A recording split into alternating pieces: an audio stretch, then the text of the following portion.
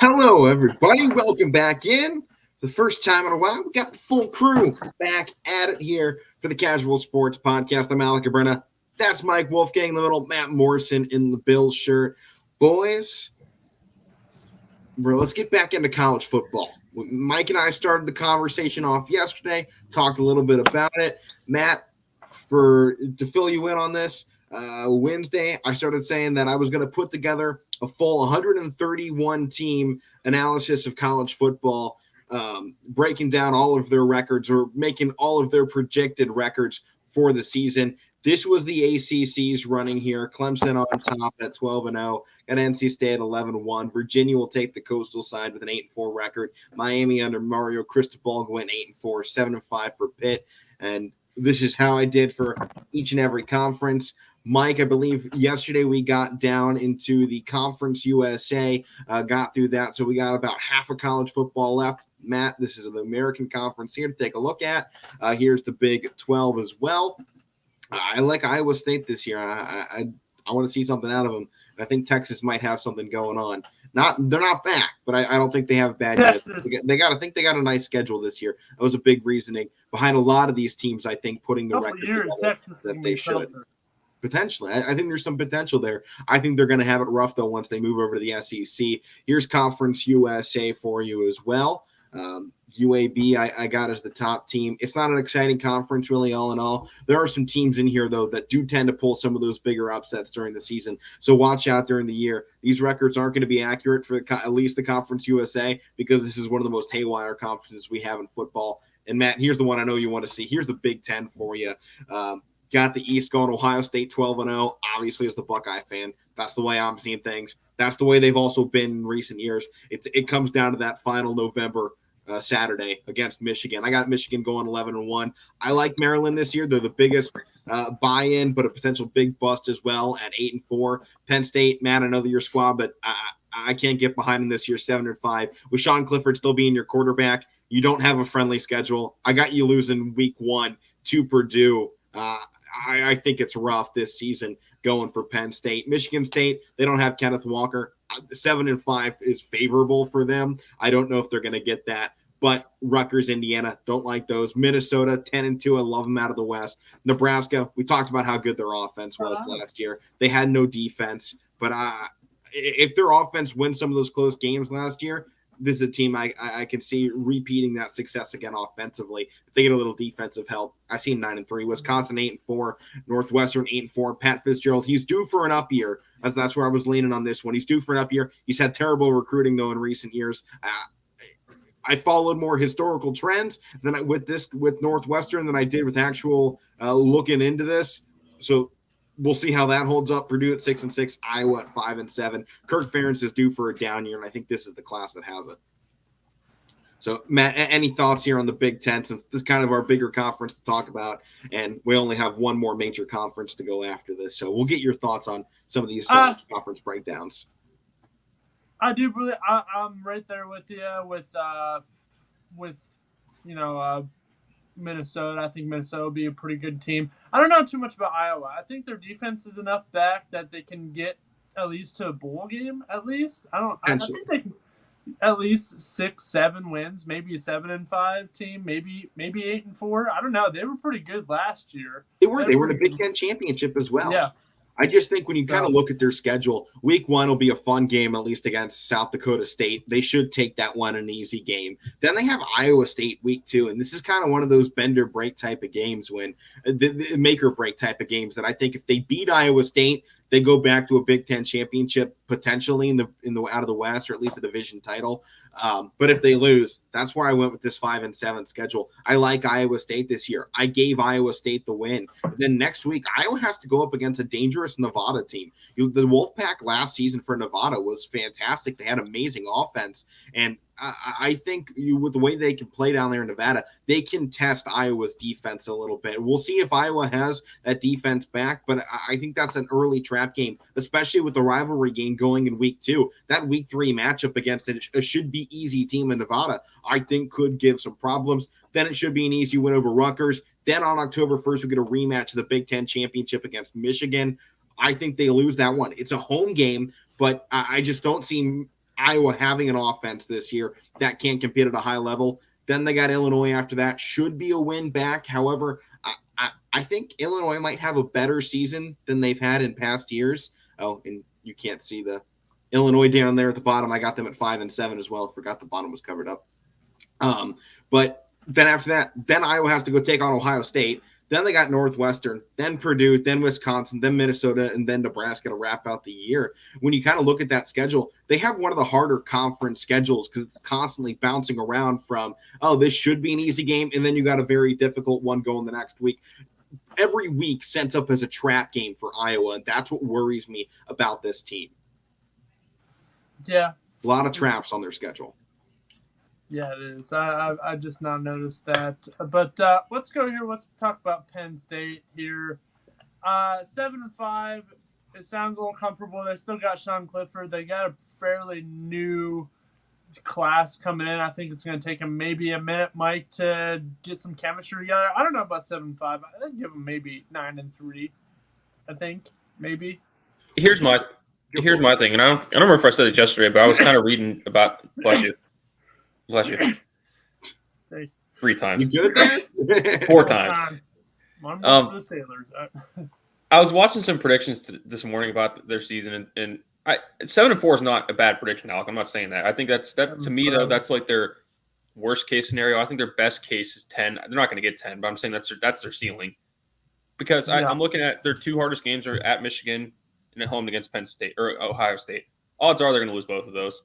And I think there's one other game they're probably going to lose in between there. So if it's me, I'd probably say 8-9 wins is and that's fine with me. But 8-9 wins, that's probably where I'm shooting for them to be the best at, Matt. But I don't trust Sean Clifford either. But I coming back another year, they're comfortable with him there.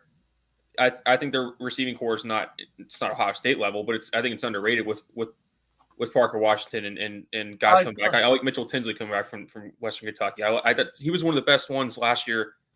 Total yards receiving in top 5. Back, Nick Singleton, who's going to be pretty good. It's new defensive coordinator, Manny Diaz. That's a big question. Manny Diaz. Wasn't he Miami? Miami, yeah. Replaced by Cristobal.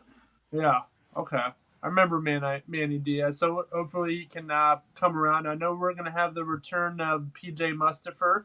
So that's a big one. I like I talked about the cornerback, Joey Porter Jr. I like him.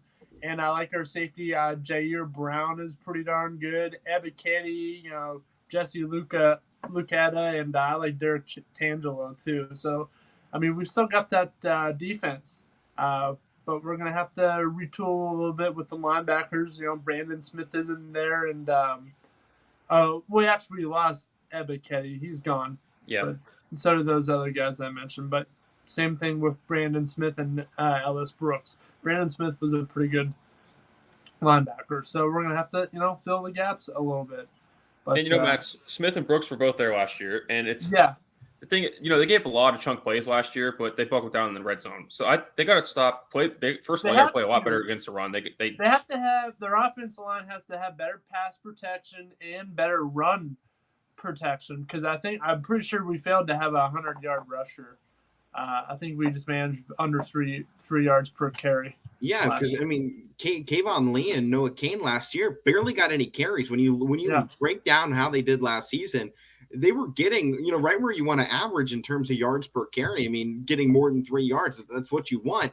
Then you look at their carries, and it wasn't even close to anyone else in the Big Ten in terms of running the football. It was disappointing last year, and that's one of the big things I looked at when I was putting this record together this year was their lack of ability to run the football. Blame that on, bad running backs. I don't think that was the case, because I thought Cain and Kayvon Lee had showed at times that they were decent running backs, guys you can trust to hand the football off, which Sean Clifford isn't a high caliber quarterback. I don't think that's safe to say. If Sean Clifford was playing at Michigan, he would be getting hated on by everybody on this show right now. If Sean Clifford was the quarterback at Michigan right now, we would be trash talking him till kingdom come.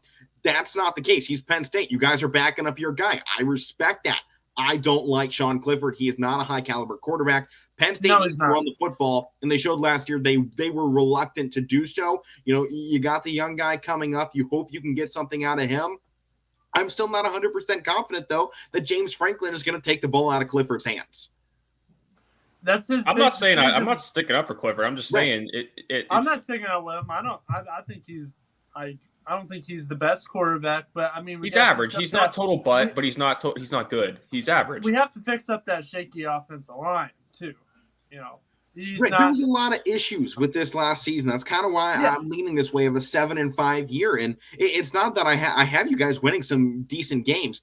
The week 1 loss to Purdue is really kind of an irregularity at the beginning of the season. My thing is, you're going on the road into West Lafayette. You've been disappointing the last couple of years. I think it's a big chance for Purdue to take that early season momentum. I don't have it turning into much, but we know Purdue starts quick. And a lot of times in the season, they start out 2-1, 3-0, something along those lines. I'm looking for it to happen again. But then I have you guys winning the next 4 weeks up until the bye against Ohio, Auburn, Central Michigan, and Northwestern. But then you come out into the meat of your schedule in Ann Arbor against Michigan versus Minnesota versus Ohio State. To have any team go through that 3-week grind, I know it's coming out of a bye and that'll give you guys a benefit against Michigan, but to go through that length of a schedule, that's the make or break time for Penn State. They need one of those.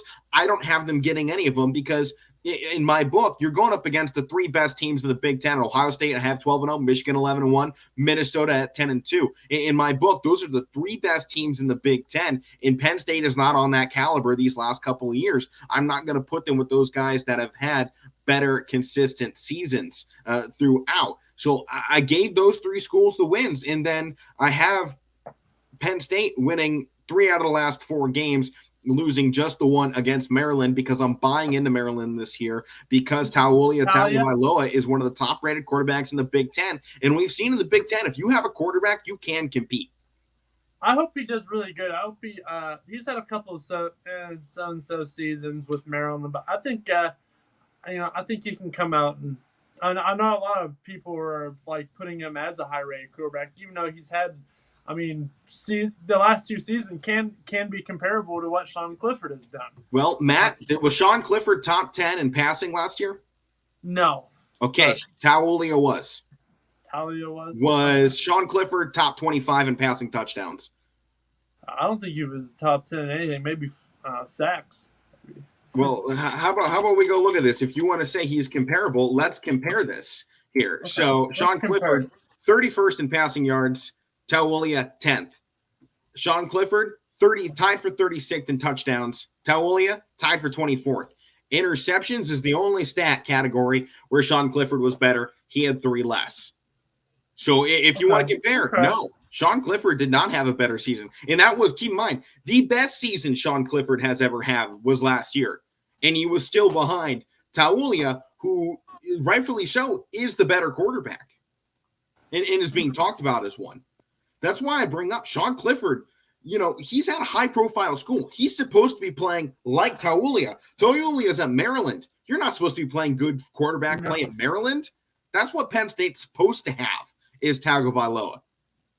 And instead, they have Sean Clifford, who, isn't far back in a lot of those stats, but he's a Bo Nix type of guy. Less yards and 5 less touchdowns. That does change a lot of outcomes of games, and that's the one part about this where you got to say, 700 yards and 5 touchdowns, and you look at how close Penn State's games were last year, that's the difference.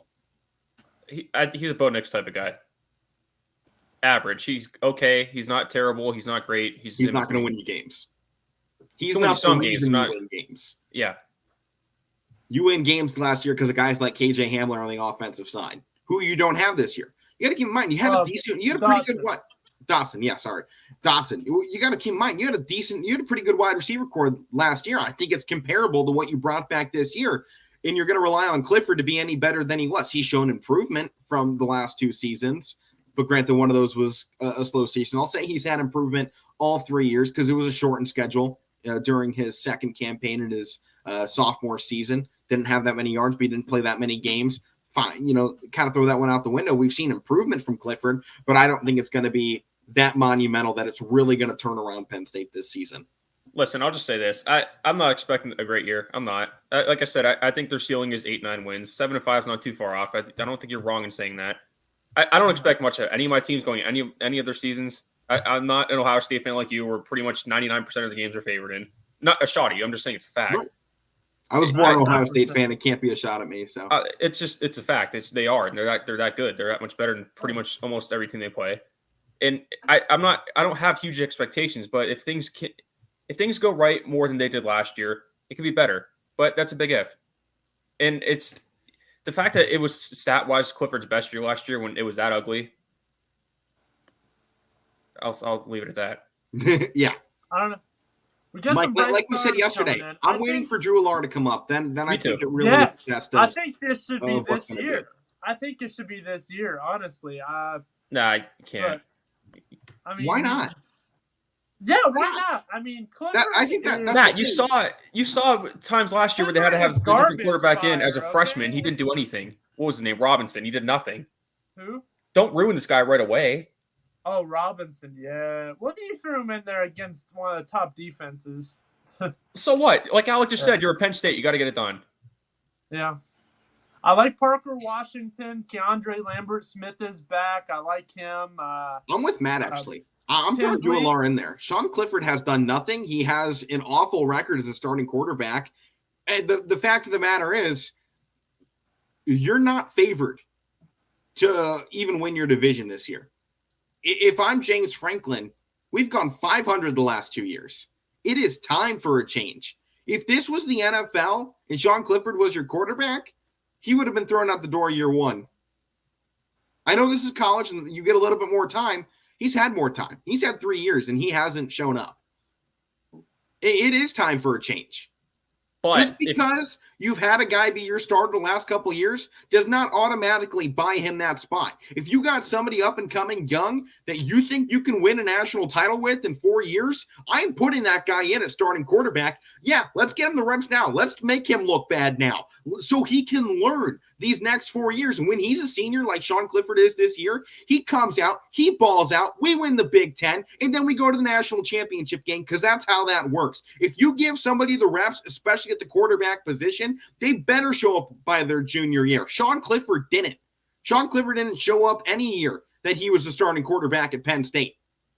The only reason Sean Clifford has ever had a winning record is because of the guys around him. Sean Clifford doesn't win you football games. He gives you some fancy plays here and there and disappoints you 9 times out of 10. Put in Drew Allar, change the status quo, and get Penn State back to a dominant program in the Big Ten East.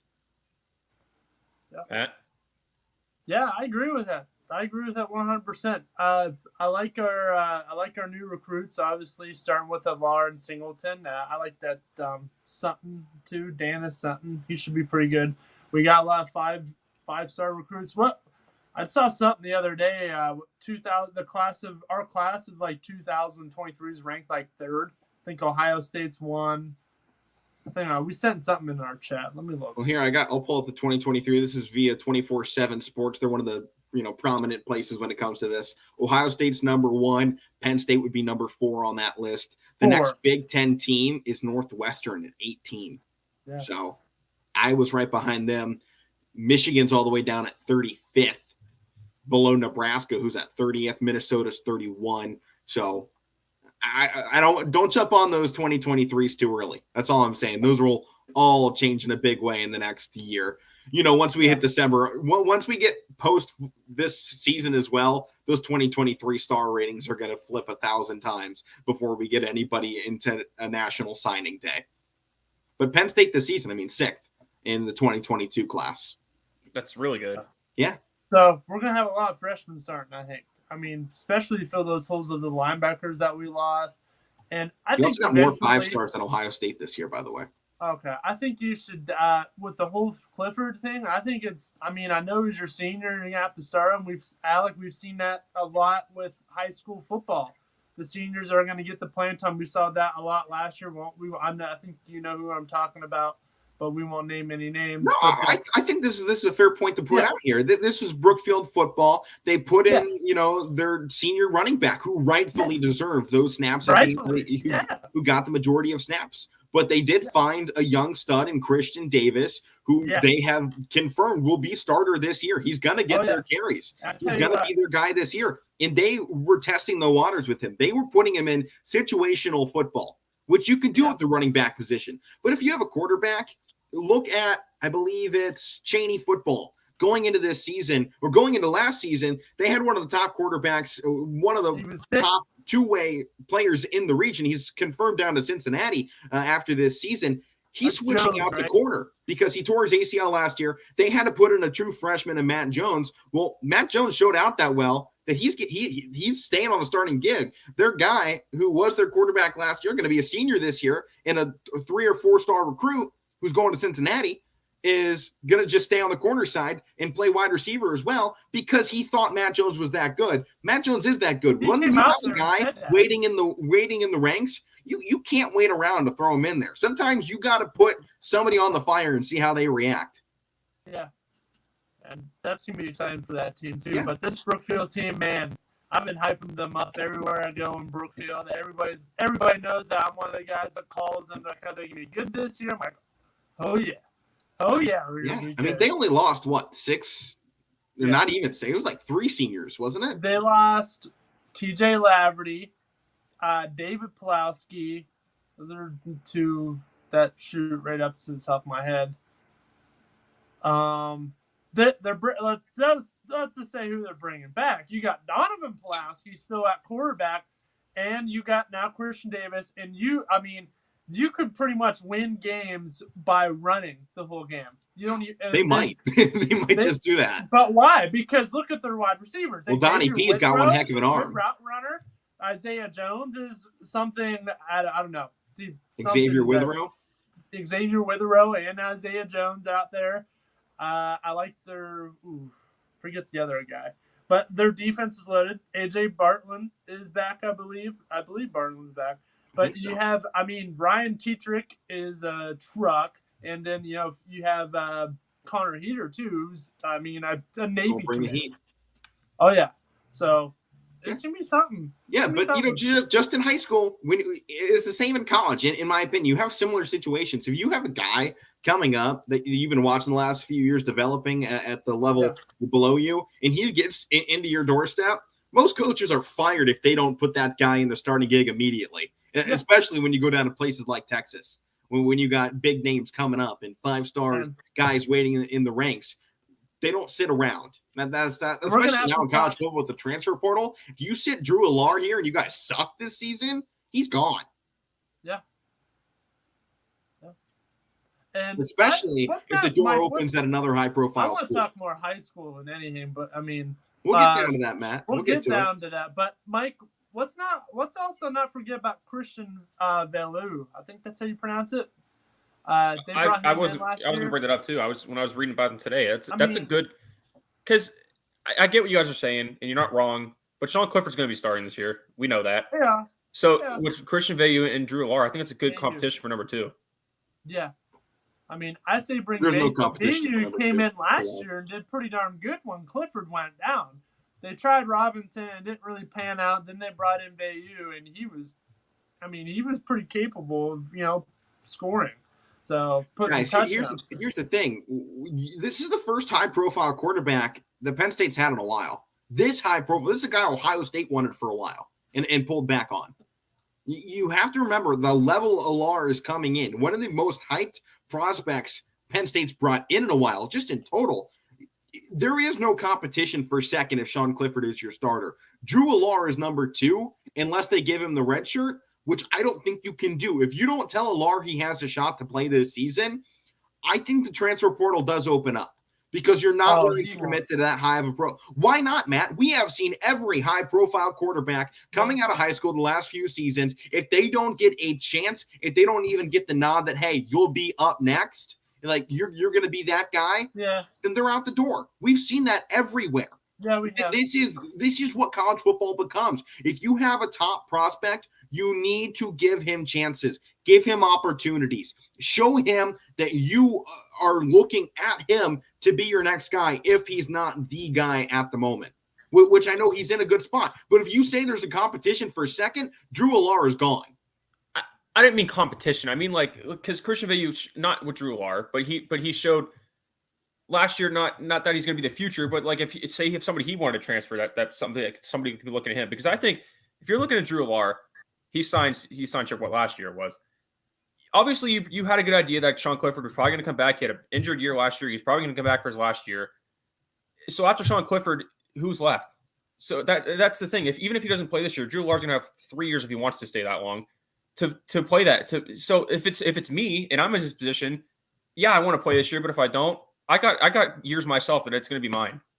That's my mindset. If he likes the direction Penn State's going as well. I mean, if you guys put out another 6-6 season, does he want to burn his potential to get to the NFL by sticking with a program that has refused to change and is now kind of becoming the brunt of Big Ten football and taking a lot of losses?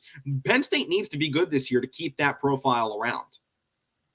You had the excuse of the COVID year. You had, and kind of an excuse last year. Injuries built up. Excuses are running out. James Franklin got the big contract. He's got to show up. I'm not making excuse for last year. Like you've said this a lot, Alec. Yeah, Sean Clifford was playing hurt, but he was still out there. So you still got to find a way to get it done. It's something to look at because they had a bunch of stuff going on last year and the year before that. But I'm not blaming it on anything. They didn't find a way to get through it. Okay.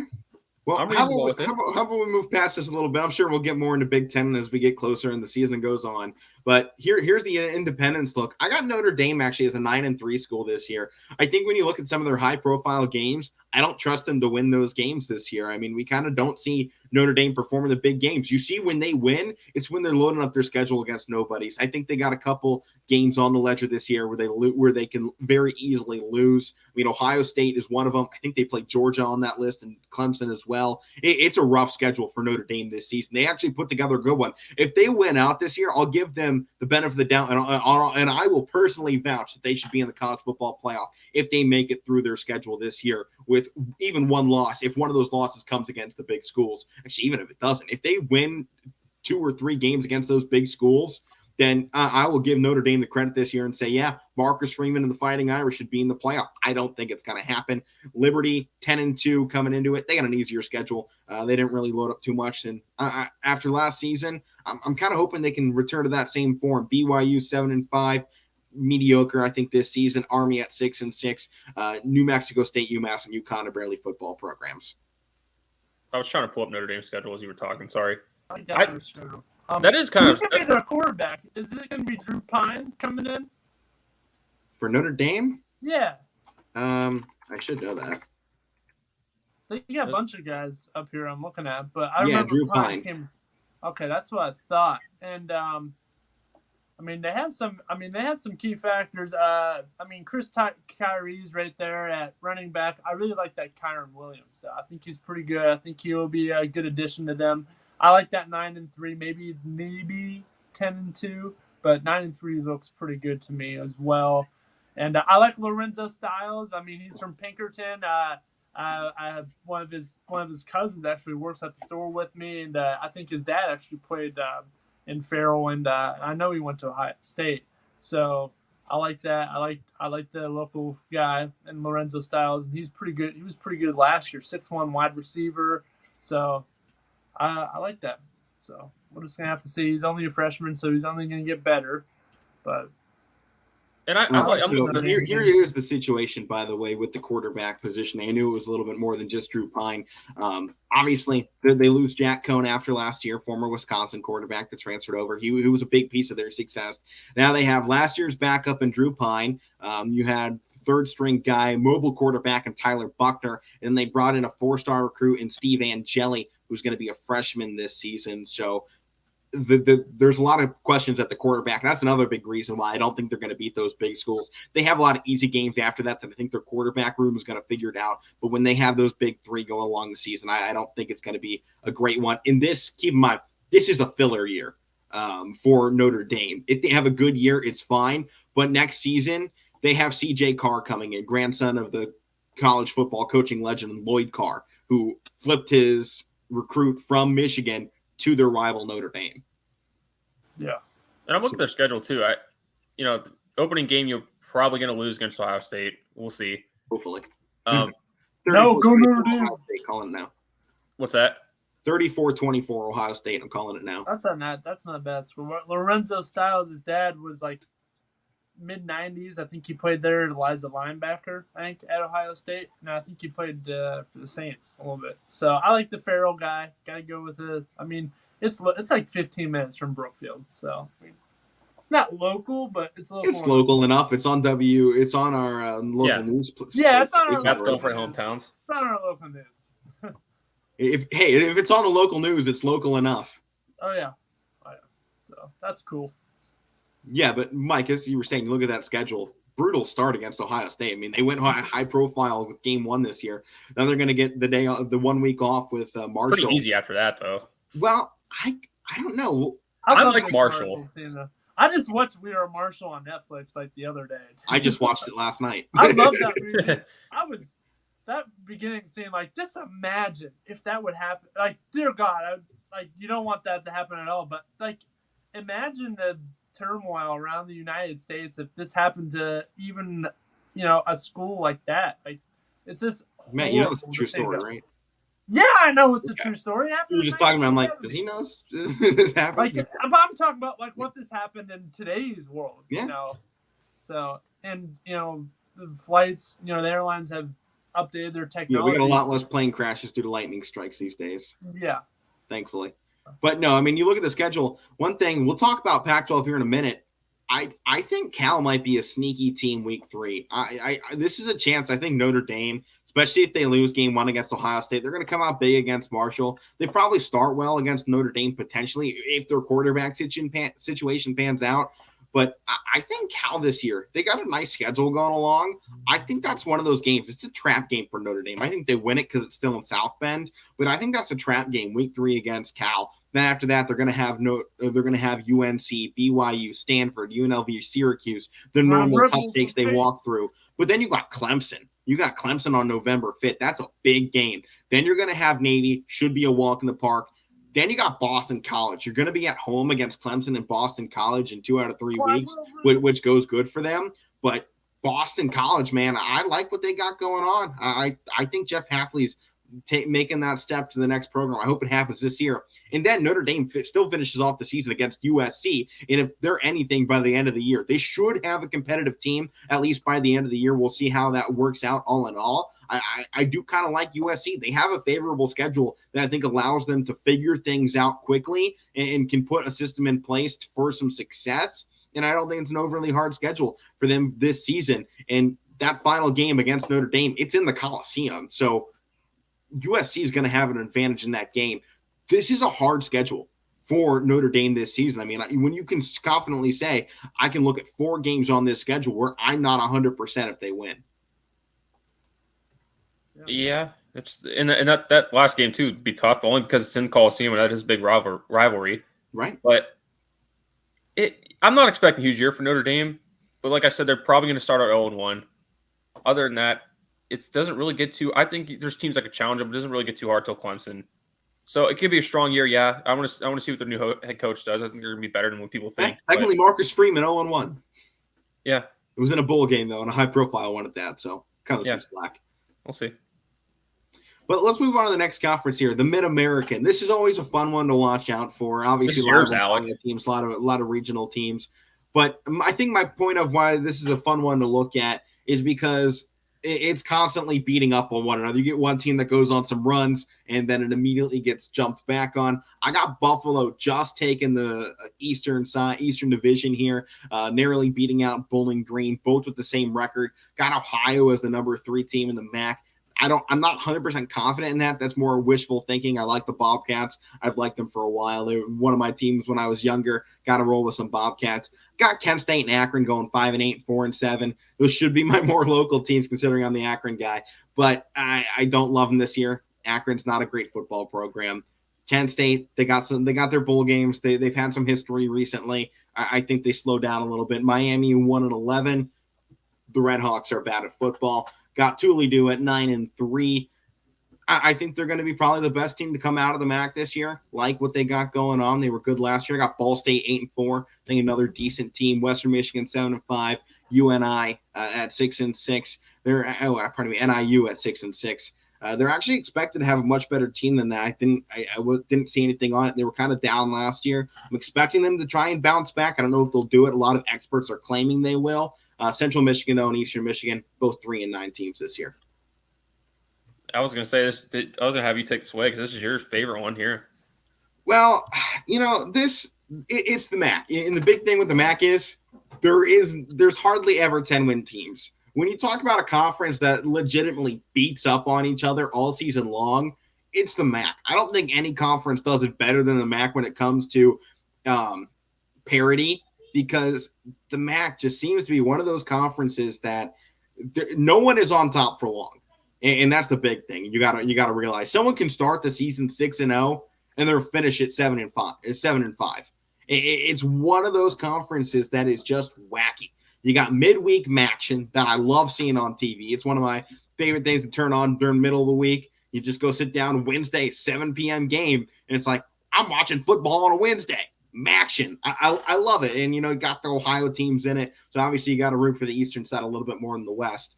But overall, it's fun. Games are competitive, and you don't really know how most of them are going to go. And I love seeing these teams compete outside of the MAC, those non-conference games, because they stick it with teams. Not for a long time, but when like Kent State was sticking it to Penn State for a quarter, you can't tell me that wasn't actually you guys could. But for anybody else, that's fun to see. A team like Penn State just hold their own just for a little bit, because they shouldn't be able to. That shouldn't be something they should be doing, and yet they do. And we see great coaches come out of the MAC. I mean, none greater than John Heisman out of Akron, 100 years ago. They named the trophy after him. He was so monumental. And obviously the most recent one, PJ Fleck out of Western Michigan, who got sent up to Minnesota, and he's done great there. This is a conference that a lot of big names come from. Central Michigan sent Antonio Brown.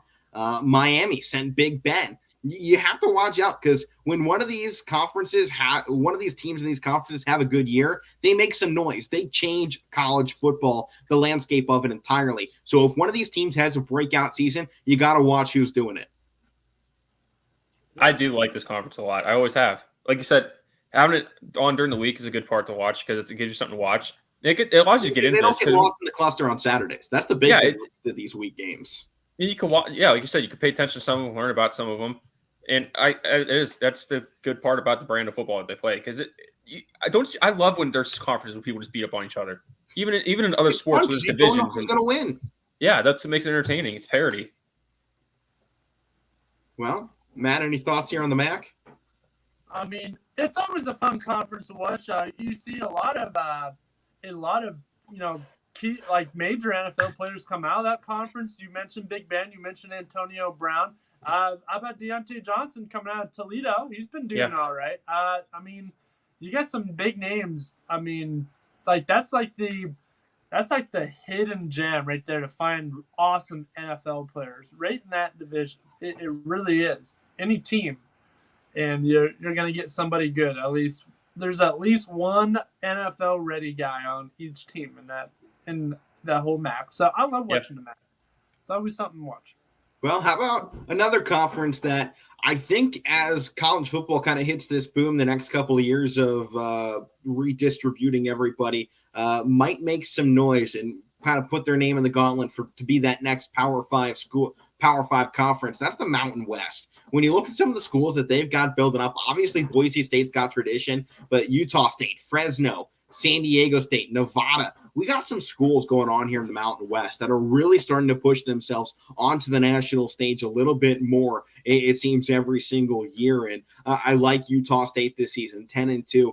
Obviously, these schools, since they're non-Power 5, they got some easier schedules. All in all, they're going to have a couple of beat you up type of games, but I think this is going to be one of the most exciting conferences, and it's going to come down to the final week, just like it did last year. Week 13, Fresno State, San Diego State. I mean, those two are going to be battling it out once again for that crown out there in the West. And you look all over. San Jose State, a team that when it got first introduced into the FBS, I think 8 years ago, went winless, and they were second worst in terms of winningest programs for a while there.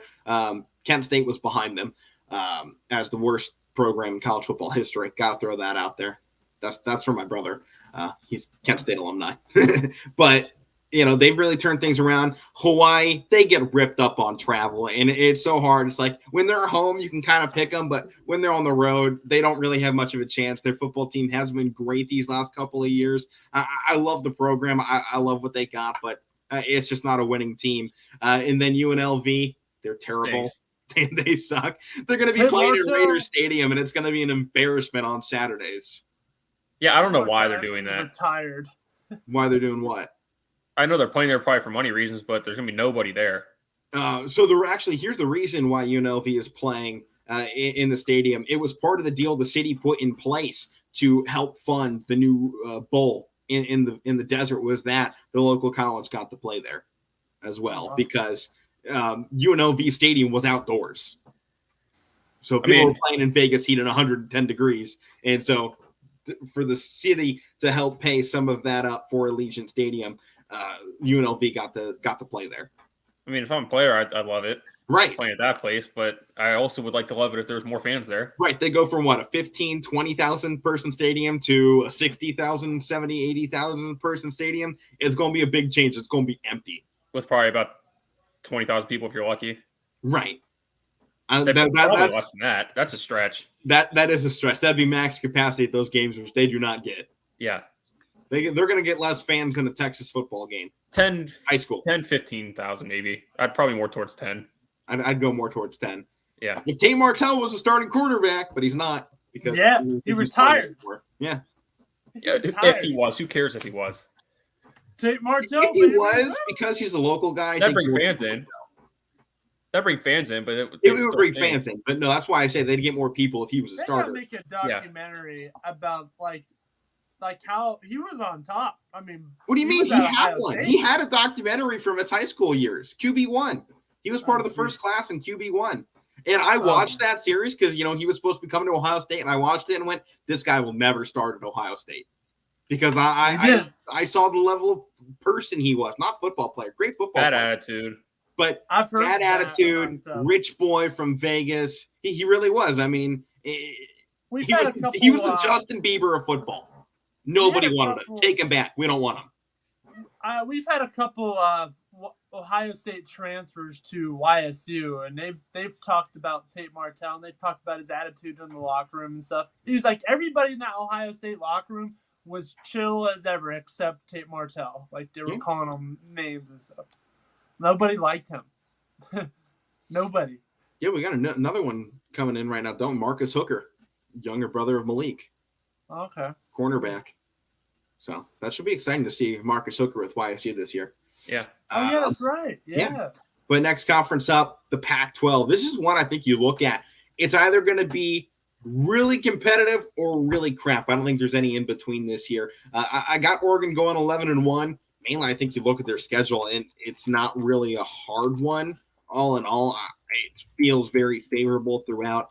Georgia's the one question mark beginning of the season, and obviously Utah late in the year. But in between, they got Eastern Washington, BYU, Washington State, Stanford, Arizona, UCLA, Cal, Colorado, Washington, Utah, and Oregon State. It's an easy year for Oregon. They're one of those teams that if they had a harder schedule, I'd probably have them an 8-4. But you look at that cupcakes that they walk through, I probably like 10-2 more than I like 11-1. But when I was putting this together, the momentum rolled them a decent bit, and I'm actually getting Oregon the week 1 victory over Georgia, because I'm not confident Georgia's going to have all their pieces back. We'll talk about that more as we get to the SEC as the next conference down. But I think Oregon's a team this year you can potentially watch out for as we get closer into that. Cal's another one, 8-4. I think they have a potential up year because they have a favorable schedule. When you look at their out-of-conference teams, they're going UC Davis, UNLV, and then they do have Notre Dame, which is the hard one on their schedule, and that's obviously the most likely loss out of their non-conference games. Then they come back into the conference. They're going to have Arizona, who I don't think is going to do much. Washington State, who's been a below-average school in recent years ever since Gardner Minshew left. Colorado, who Mike and I have talked about. We do like Colorado a little bit this season to make some noise. Washington, they've been a team that should be up. Washington should be competitive, but they just haven't been for whatever reason. Then they got Oregon, which probably a scheduled loss. USC, maybe a loss there. We'll see what USC is by November. Then they got Oregon State, Stanford, and UCLA to finish out the year. But I think when you look at California's schedule, they got a favorable one at that, and one they can definitely hit an 8-4 record on. Have we had an 0-12 team yet in your projections? No, we've had a couple one loss. Well, let me just go through it here. I got a whole list on my side. I had a 1-11 UCF or USF, 1-11 Navy. 2-10, 5-7, 1-11. Yeah, give Navy a 1-11. Did they beat Army? No. Oh, you know I'm a Navy guy you too. only give them one win. It's not even against Army. How dare you? That's horrible. Arizona, I think, is the only 0-12 team this season. I mean, their schedule's not real tough, but for them it is because they stink. But right, look at San Diego State. They got to open up against Mississippi State, who's not great but better than them. North Dakota State, yeah, I could see them beating them. I actually could. I know. That was the thing when I looked at this. I'm like, Arizona. I have been a guy for Arizona the last couple of years. Last year, I was like, well, watch out. Arizona, I like their quarterback play, and it was terrible. They were terrible. They are a terrible football school, and they're coming back this year. San Diego State on the road. I got San Diego State taking that. Mississippi State, I think, will actually live a little bit up to that hype. They always end up being an 8-4 team anyway. So that's one of those 8 wins for Mississippi State. It's against this crap Arizona team. Then North Dakota State. Yeah, I'm seeing the FCS upset. We always have a few every year, and I don't think there's a lot of them this year, but I think this is one of them. Week 3, nonetheless, that the FCS is going to pick up a win over the FBS. North Dakota State's one of those teams that I think can do it. Then they got Cal. I think Cal's a better football team. Then Colorado. Colorado's better. Then Oregon and Washington. Maybe they could find one in that Washington game. I'm not confident on it, though. Then you got USC, then Utah, then UCLA. I might like them. What is it? Week 12 against Washington, or I think, week 12 against Washington State. But then I don't like them to finish out the year against Arizona State. Hey, get their last win. Get their first win, their last game against a rival. That would be fun to Arizona see. State. I don't think it's going to happen, though. No, I'm just saying, if you're trying to look for games they can win, best case, probably they could, I don't know. It's going to be hard to go 0-12. Right. It's hard, but if anyone during the season is going to do it, I think it's Arizona. I mean, if you're looking at some of these games you think could be, if you're looking at any of these games we look at so far, my thing is I'm looking at who's probably favored going in. What game are they favored in? I'll ask you that. None. So it's possible. Maybe North Dakota State. It's probably by a couple points, which probably. I don't even know that. Probably, I don't know. We'll have to see when it comes out. But they're not favored in any of them. And that's not favorable when you're trying to get a couple games in here that you think they can win. I don't know. To me, there's none they're favored in. It's going to be hard to go 0-12. That's hard. You got to be really bad to go 0-12. But they're bad. I don't see any odds that have been put out yet for this game. There's probably none out yet for any games. I mean, there might be some. Opening week, probably. Yeah. But those you can't. You got a month and a half left. You can't trust those yet. And how about this? Odds makers for the win total for Arizona. Or that was Arizona State. Never mind. This is the wrong school apparently. Hold on. Oh, Arizona Wildcats odd makers put them over under for their win total at 2.5. So that's likely. That's where that stands. So when I put that 0-12 there, that's not far off the mark from what odds makers are saying this year. No, that's probably their ceiling is 2 or 3. Yeah, and obviously Utah. I mean, it doesn't really seem to matter who they have out there. They're the high dominant program. In the one, I am giving a push to USC this year. I don't want to be that guy that's doing it, but I kind of had to when you look at their schedule. It doesn't really have those games early on that I think will test them. I think by the time they get to those big profile games, they should have it figured out enough to win.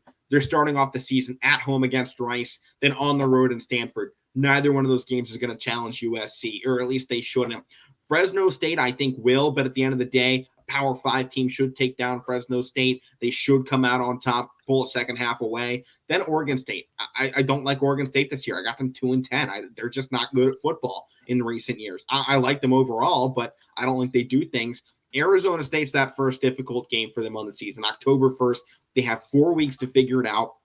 And then they got Arizona State that comes to town. I like Arizona State this year, but odds makers only have them at a over-under of 6.5 this season. So I think they're a team you got to watch out for to kind of be a boom or bust type of group. I think they can go big, but the likelihood is in the Coliseum, USC is taking that game. Then they have Washington State, should be a dub for USC there. So now you're opening up the season 6-0, and you really haven't been challenged really that much. Then you have Utah. And I have Utah taking home the win in that game because, it's in Utah. And I think at that point, USC is going to be overconfident in themselves because they performed well in the early goings. Then I have them dropping that game. But coming back the next week against Arizona, it's in Arizona, but USC should win that. USC has then got home against Cal, home against Colorado, and then on the road against UCLA. And then they finish out the season home against Notre Dame. I think they're a good chance a decent chance at 11-1. I might like a 10-2 or a 9-3 a little better. But when I was putting things together, the momentum of the season told me USC. When I was feeling things out, as I was putting together week by week, what was this season feeling? It was feeling USC. I'm probably I'm going to go 2 losses. I'm probably going to go Notre Dame. USC is going to be sick.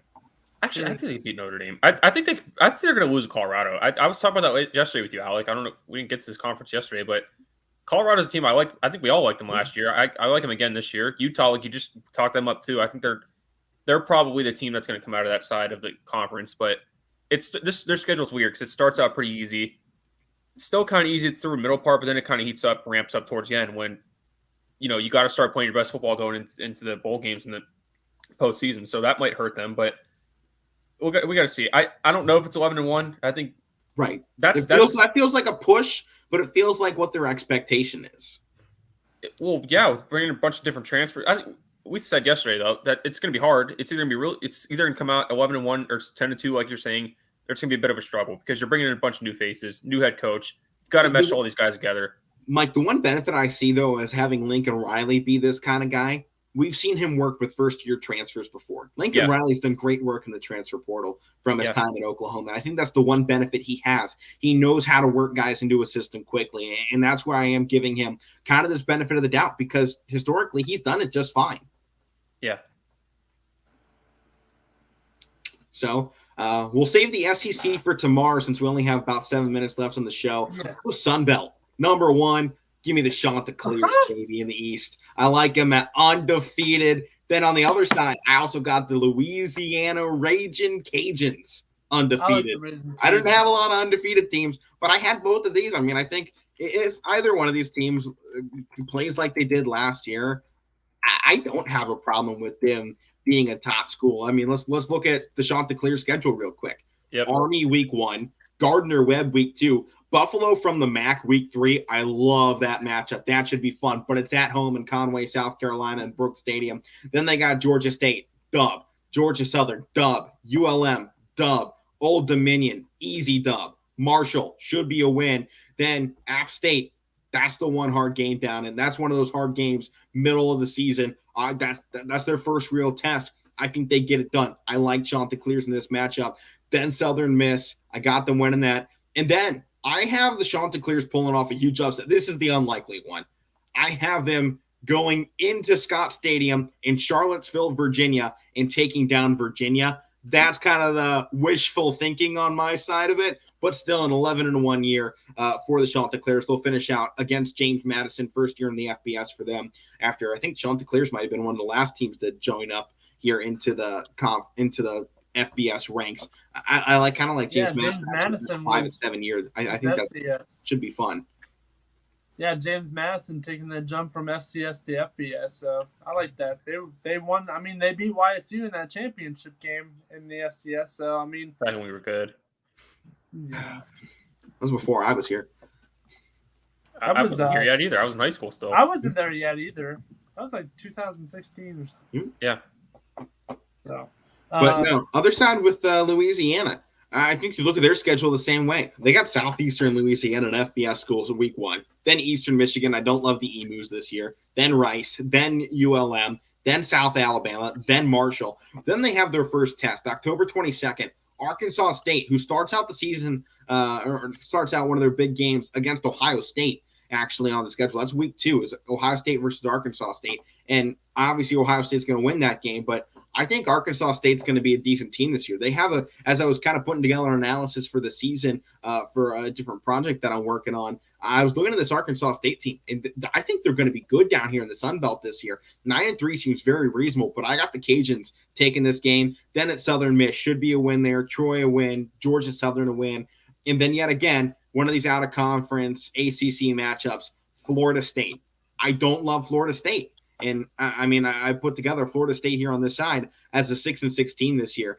I think Louisiana can be a better team. Now it's only the question, do they actually have the talent to go and beat a Power 5 school? Because even when you see these schools that are 11-0 or 10-0, and they come in here against a bad Power 5 school, the Power 5 school does tend to win. So this is, again, a wishful thinking here. But still, they finish out the season against Texas State. Both the Chanticleers and the Raging Cajuns can finish this season 11-1 very easily, and I love seeing that this year. App State's going to be a good school. You know they've been dominating the Sun Belt recently. They took the East last year over Coastal Carolina. Arkansas State, I like them. The rest of them, give or take, a win here, win there. Probably flip-flop all of those around because none of them are that great. By the way, I was looking at Florida State schedule just because you mentioned them. I didn't know Duquesne plays Florida State this year, Matt. Yeah. What's that? Duquesne plays Florida State this year. No way. Yeah. That's cool. YSN played Kentucky. I know that. But... Yeah. But, no, that's another good conference to look at, too. 2 12-0 teams from your projections. That's pretty good. Yeah, it is. Well, all right. That's all I got for college football. We'll keep SEC on the books for tomorrow. Make sure I'll go back and check, make sure I didn't miss any conferences while I was importing them onto the StreamYard. But that's going to do it here for Casual Sports Podcast. Should be Mike and I on the show tomorrow. Matt, are you back? No, not tomorrow. Darn. Well, it's going to be Mike and I talking SEC football tomorrow. So make sure to tune into that. Make sure to tune in the Power Hour up next. And it's Thursday. So make sure you're also tuning into the NABF World Series going on over on Bob Scene Park, streamed live here on your sports network. Power Hour coming up next. YSN Live. We'll see you tomorrow.